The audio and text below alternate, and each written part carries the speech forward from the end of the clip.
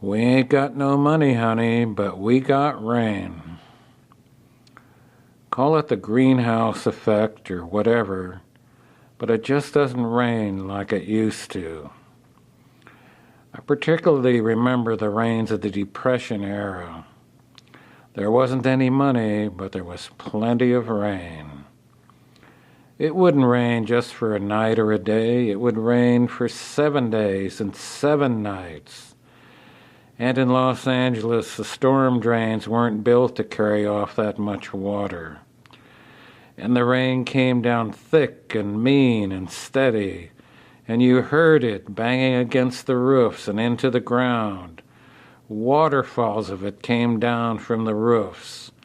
And there was hail, big rocks of ice, bombing, exploding, smashing into things. And the rain just wouldn't stop. And all the roofs leaked. Dish pans, cooking pans were placed all about. They dripped badly, had to be emptied again and again. The rain came up over the street curbings, across the lawns, climbed the steps and entered the houses. There were mops and bathroom towels, and the rain often came up through the toilets, bubbling, brown, crazy, whirling. And the old cars stood in the streets, cars that had problems starting on a sunny day. And the jobless men stood looking out the windows at the old machines dying like living things out there.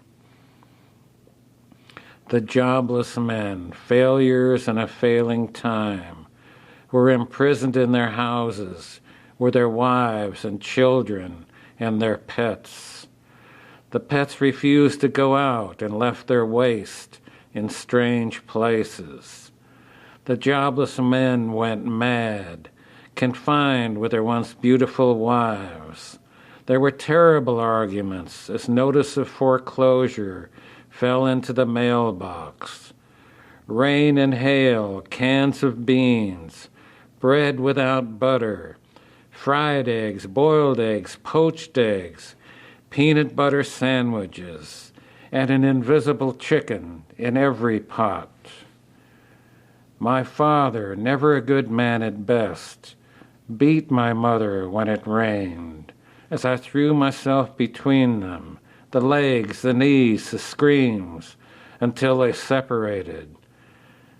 "I'll kill you," I screamed at him. "You hit her again and I'll kill you. Get that son of a bitchin' kid out of here. No, Henry, you stay with your mother." All the households were under siege, but I believe that ours held more terror than the average.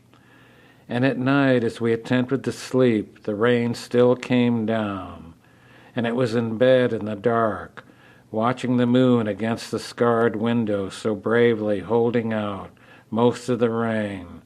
I thought of Noah and the ark. And I thought, it has come again. We all thought that. And then at once it would stop. And it always seemed to stop around 5 or 6 a.m. Peaceful then, but not an exact silence because things continued to drip, drip, drip. And there was no smog then, and by 8 a.m. there was a blazing yellow sunlight, Van Gogh yellow, crazy, blinding. And then the roof drains, relieved of the rush of water, began to expand in the warmth. Pang, pang, pang. And everybody got up and looked outside, and there were all the lawns still soaked, greener than green will ever be. And there were the birds on the lawn, chirping like mad. They hadn't eaten decently for 7 days and 7 nights, and they were weary of berries. And they waited as the worms rose to the top, half-drowned worms. The birds plucked them up and gobbled them down. There were blackbirds and sparrows. The blackbirds tried to drive the sparrows off. But the sparrows, maddened with hunger, smaller and quicker, got their due. The men stood on their porches, smoking cigarettes, now knowing they'd have to go out there, to look for a job that probably wasn't there, to start that car that probably wouldn't start. And the once beautiful wives stood in their bathrooms, combing their hair, applying makeup, trying to put the world back together again, trying to forget that awful sadness that gripped them, wondering what they would fix for breakfast.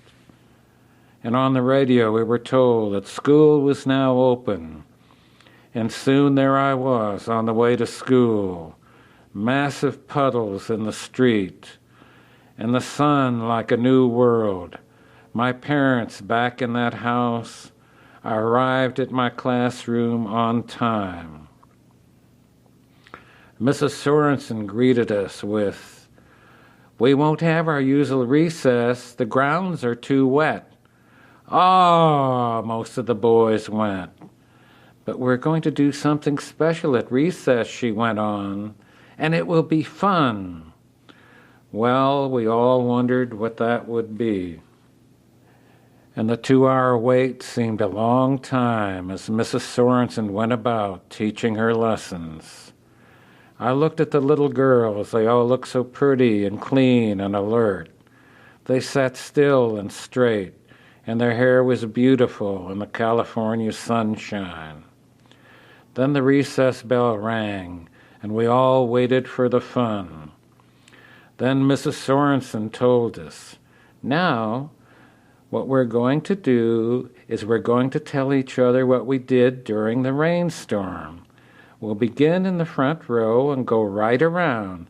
Now, Michael, you're first."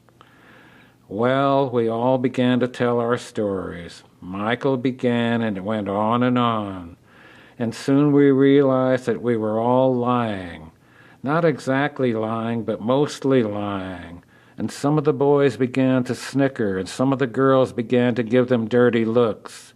And Mrs. Sorensen said, "All right, I demand a modicum of silence here. I am interested in what you did during the rainstorm, even if you're not." So we had to tell our stories, and they were stories. One girl said when the rainbow first came, she saw God's face at the end of it. Only she didn't say which end.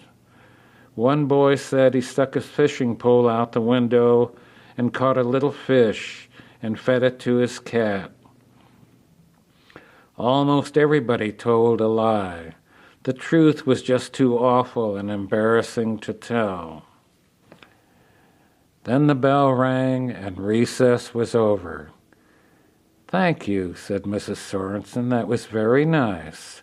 And tomorrow the grounds will be dry and we will put them to use again."